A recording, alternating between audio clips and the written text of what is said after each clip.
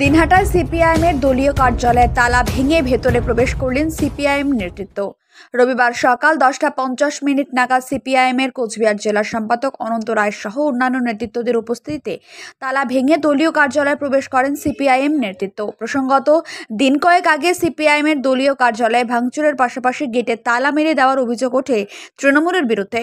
সেই ঘটনায় দিনহাটা থানায় লিখিত অভিযোগ দায়ের হয়। এরপরে রবিবার সিপিআইএম নেতৃত্ব হাজির হয়ে তালা ভেঙে ভেতরে প্রবেশ করলেন। এরপরই তারা দিনহাটা থানায় মিছিল করে এসে বিক্ষোভ দেখান এবং এই ঘটনায় দোষীদের কঠোর শাস্তির দাবি জানান তারা।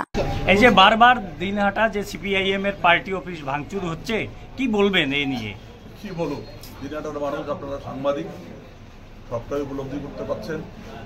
এবার নিয়ে পরপর 8 বার আমাদের অফিস ভাঙা হয়েছে এবং সবচেয়ে যেটা ন্যাক্কারজনক কাজ, আমাদের এই যে লাল পতাকা সেটাকে অবমাননা করা হয়েছে।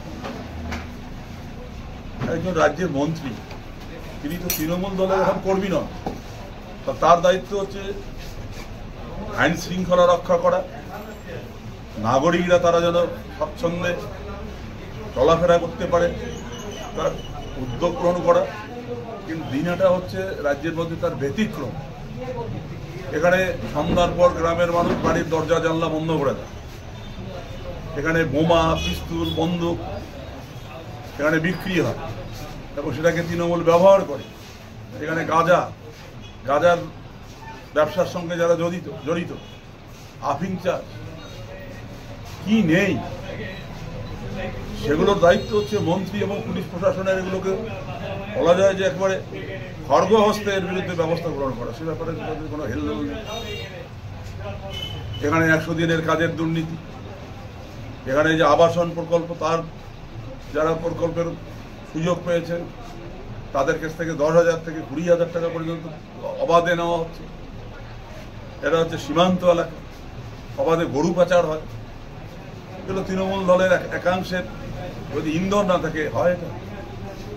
এটা দিনহাটার মানুষ তারা সব ঘটনা জানে এবং আজকে যেটা সবচেয়ে বিষয় হচ্ছে যে জনগণের কাছ থেকে যখন মানুষ সরে যায়, তখন দেখা যায় পায়ের তলার মাটি নেই, তখনই এই ধরনের নিন্দনীয় কাজের সঙ্গে যুক্ত হয়।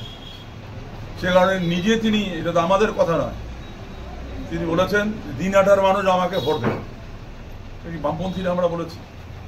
তারপরে কয়েকদিন পরে এই যে নৃপেন্দ্র নারায়ণ সদনে তৃণমূল যুব কংগ্রেসের একটা সভা হল, আপনারা সাংবাদিক বন্ধুরা দেখেছেন, সেখানে অর্ধেক চেয়ার খালি ছিল। সে উত্তরবঙ্গ পত্রিকা, অনেক পত্রিকাতে তার ছবি বেরিয়েছে। এগুলোর থেকে মানুষের উপর ভীতি, ত্রাস তৈরি করার জন্য এটা করা হচ্ছে। আপনারা কি আইনি কোনো পদক্ষেপ নেবেন? অবশ্যই। আমরা জলপাইগুড়ি আমাদের যে সিঙ্গেল ব্রাঞ্চ, আমরা সেখানে আবেদন করেছিলাম যে এইভাবে পৌরসভা আমাদের এখান থেকে অফিস তুলে দেওয়ার জন্য হুঙ্কার দেয় বারবার। আমরা কাগজপত্র দেখেছি, সেখানে কোর্ট রায় দিয়েছে আমাদের পক্ষে যে অফিস সিপিআইএম এর অফিস, আইনসম্মত, এবং এটার উপর পরবর্তীতে কোনো সমাজ বিরোধী বা কোনো রাজনৈতিক দল যদি এটাকে ঘুরিয়ে দেওয়ার ষড়যন্ত্র করে, আক্রমণ করে, তাহলে তারা অপরাধী হিসাবে সাব্যস্ত হবেন। এবং আমরাও এই ঘটনাকে সামনে রেখে আমরা আবার কোর্টে যাব। একদিকে কোর্টের লড়াই হবে, আর একদিকে মানুষকে সঙ্গে নিয়ে দিনহাটার এই যে আজকে পরিস্থিতি, মানুষ আজকে মাথা উঁচু করে চলতে পারে না গুন্ডাদের ভয়ে। ব্যবসায়ীরা আজকে ব্যবসা সঠিকভাবে করতে পারছে না, তারা খুব আজকে আতঙ্কিত। সামগ্রিকভাবে সামনে এখানে একটা পুলিশের, এখানে একটা থানা রয়েছে, নাকের ডগায়। তারা মেরুদণ্ড আছে কিনা আমাদের জানা নেই।